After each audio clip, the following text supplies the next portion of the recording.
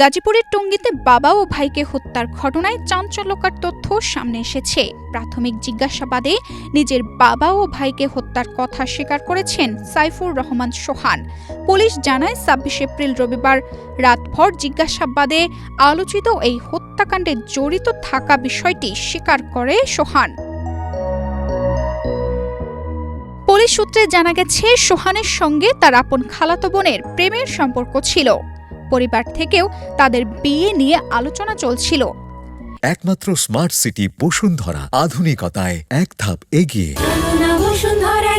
এর মধ্যে সোহানের ছোট ভাই সাকিব ওই মেয়ের সঙ্গে জড়িয়ে পড়েন এবং তাকে নিয়ে ঘোরাঘুরি শুরু করেন। এতে ক্ষুব্ধ হয়ে ওঠেন সোহান এবং তাদের সম্পর্ক মেনে নিতে পারেননি। এ ঘটনাকে কেন্দ্র করে গত শনিবার রাতে দুই ভাইয়ের মধ্যে তর্ক ও হাতাহাতির ঘটনা ঘটে।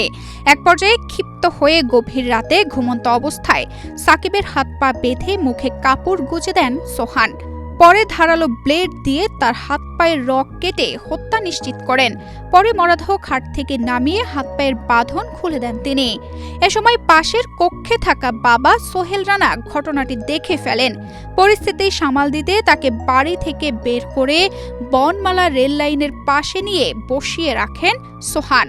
এক পর্যায়ে চলন্ত ট্রেনের ধাক্কায় তিনি মারা যান। জিজ্ঞাসাবাদের এক পর্যায়ে সোহান স্বীকার করে, বড় ছেলে সোহান স্বীকার করে যে সে তার আপন ছোট ভাইকে নিজ হাতে হত্যা করেছে এবং তার বাবা সোহেল তাকে মাদকাসক্ত ছিল এবং সে অসুস্থ থাকা অবস্থায় তাকে অনেকটা বল প্রয়োগ করে সে রেল লাইনে ফেলে রেখে আসে এবং রেল লাইনে ফেলার কিছুক্ষণের মধ্যেই একটি ট্রেন যায়, গিয়ে সে ট্রেনে কাটা পড়ে মারা যায়।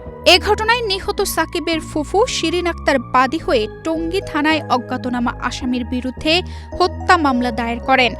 পরবর্তী সময়ে জিজ্ঞাসাবাদের ভিত্তিতে সোহানকে গ্রেফতার দেখানো হয়। সোমবার দুপুরে তাকে গাজীপুর আদালতে পাঠানো হয়েছে। তানজিদা রহমান, ইনায়া, বাংলাদেশ প্রতিদিন।